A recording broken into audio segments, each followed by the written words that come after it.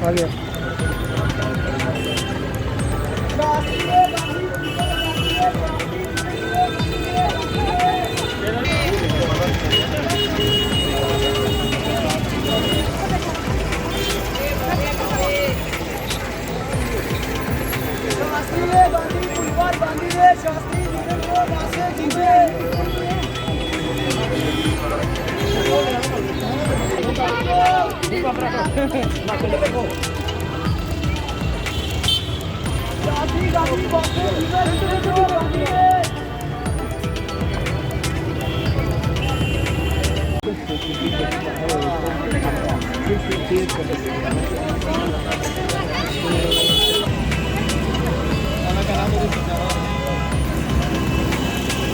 जम्मू कश्मीर में कल करीबन 46 दिनों बाद 156 केस रजिस्टर हुए। उसके बाद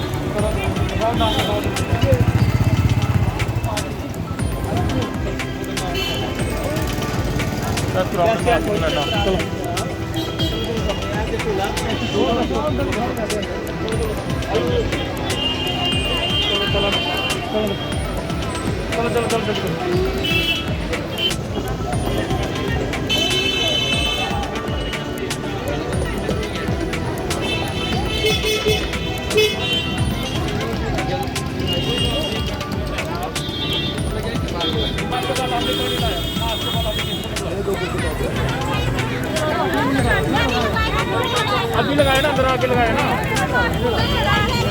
मास्क वाला। हमने किसी को बुलाया नहीं अंदर मास्क।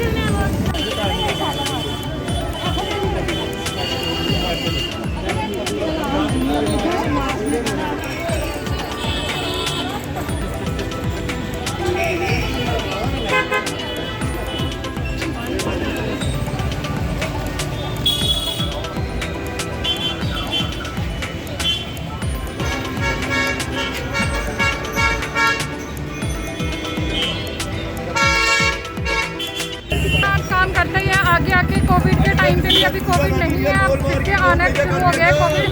हेल्थ डिपार्टमेंट हर टाइम अपना योगदान देता रहता है, आगे आता रहता है। तो अभी जैसे कोविड दोबारा से अपना दिखाने लग पड़ा है, केसेस बढ़ने लग पड़े हैं। अब दोबारा से टेस्टिंग जो है कंटिन्यू चल रही थी, अभी भी चल रही है, नेक्स्ट भी आगे भी चलती रहेगी, कंटिन्यू चलती रहेगी। और यहाँ पे रेगुलर हम शालामार में चौक में हम यहाँ पे रोज़ टेस्टिंग करते हैं। संडे को भी पूरे वीक में टेस्टिंग करते हैं। गाड़ियों को जो मार्केट में विदाउट मास्क जाते हैं उनके हर रोज़ टेस्ट होते हैं यहाँ पे।